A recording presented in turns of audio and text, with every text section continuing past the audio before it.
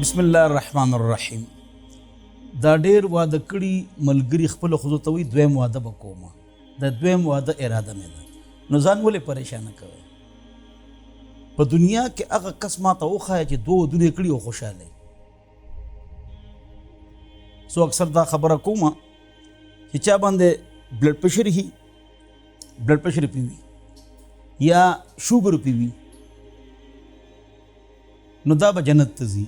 همیشه غریب بیماری پریشانی ځکه چې یو تبه راشي ټول ګلونه معاف کیږي. نو چا باندې چې شوګر وي یا بلډ پریشر وي، مستقل دوايي خوري، طبیعت خراب وي، دا به نیغ جنت ته ځي انشاءالله. الله یې موږ ټول بوځي. نو زه وایم بطور لطیفه چا چې دوه ښځې دا به هم نیغ جنت ته ځي.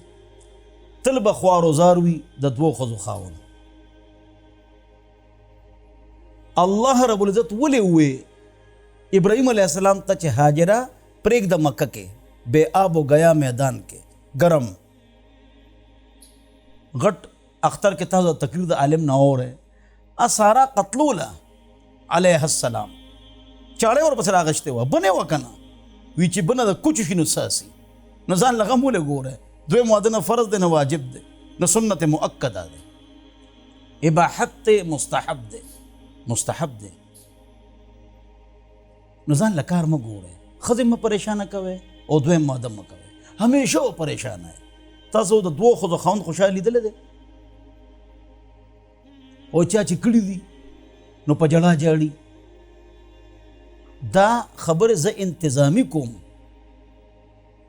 شرعا مستحب دی وی کې دا سکون ښه شی دی که واده ښه شی دی؟ زما محترم حضرت حکیم الامت حضرت تھانوی رحمت الله لیکلی دي چې زه خپلو مریدانو ته وصیت کوم او نصیحت کوم چې دویم واده مه کوئ. دا مې ځکه خبره وکړه چې ټوله دنیا پریشانه ده او دویم واده هر یو کس وي زه واده دویم واده کوم، نو ځان ولې په غم اخته کوئ؟ که ته ودونه کې او ډېر کې، مغیره ابن شعبه رضی الله عنه فرمایي چې ډېر ودونه کوئ که څلور ودونه مو وکړه نو امن وي. چې یوی نو بیماری، چې دوی نو بنی شي، چې درې نو غنی شي، چې څلور یې لغلی شي. خو هغه هم الله چې تا کې څلور خبرې. نمبر 1 لومبۍ خبره دا ده چې تا کې تقوا وي. دا ښځې خبرې ډېرې کوي، تنګول ډېر کوي، نو سړی پریشانه شي.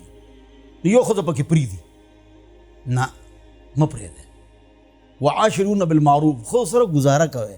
الله فرمایي نو تقوا خو شته نه د الله نه یاره شته نه، نو پرېږدي او اکثر لومبۍ پرېږدي.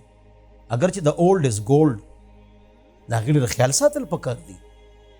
تا سره اوس مال راغی او مشهور شي او فیمس شوی، نو دویم او درېیمه راله چې تا له لومبۍ راتله نو ته عام یو کس وې، خالد زید عمر بکر وې، نو د هغې قدر مه پرېږدی چې تاسو کې تقوا وي. دویم د بدن طاقتي 34-35 سال نه ستا عمر کمی نو بیا ډېر ودونه وکړي نو ټیک ده. دریم د مال طاقتي تقوا چې ظلم نه کوي. دویم بدن طاقت، دریم د مال طاقت چې بیله بیله هره ښځه کېښودی شي، بیله بیله یو ځای نه، بیله بیله او د هغې حق ادا کولی شي.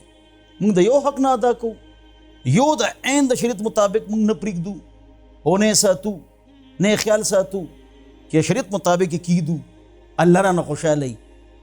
او څلورم ویل پاور، سایکالوجي طاقت، نفسیاتي طاقت دام راکې وي.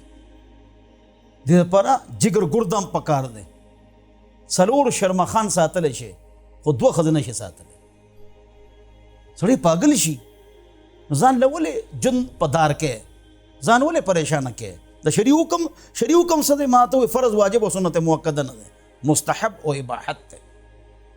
او دویم چې ډېر ودونه کې څلورو کې به امن کې، خو چې څلور شرایط یې ما ته وایي چا چې دوه یا درې زیاتې ښځې څلور څیزونو کې برابرۍ پکار دی. دو کې لازم، دو کې مستحب. دو کې لازم نمبر 1 وخت به برابر ورکې دواړو له، او سیز به برابر ورکې، او دو څیزونو کې برابرۍ پکار دی. دو سیزونو کې برابرۍ پکار دی خو ضروري نه دی ملاپ او دړه مینه. که یو سره زیاته وي یو سره کم وي په دې ګناه نشته. هغه الله چې فرمایي چې تاسو کو ډېر کوشش وکړئ ولن تستطيعوا ان تعدلوا، که ډېر کوشش وکړئ عدل و انصاف نشئ کولی.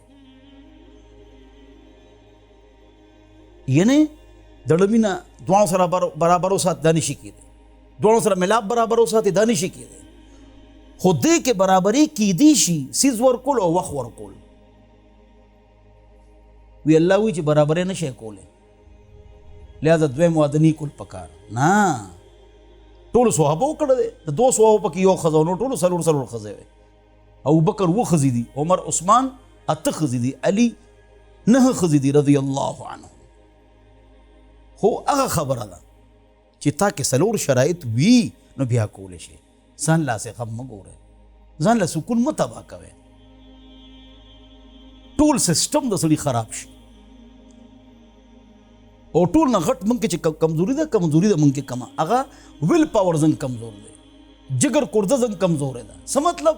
بس برداشت راکینی هاي پر شو نو بیا هغه بعضې خلک دواړو له طلاق ورکړي. نه، بهرحال دا خبره ډېره ضروري وه. الله دې موږ ته سمج نصیب وګرځي او الله دې موږ ته سکون نصیب وګرځي. واخر دعوانا الحمد لله.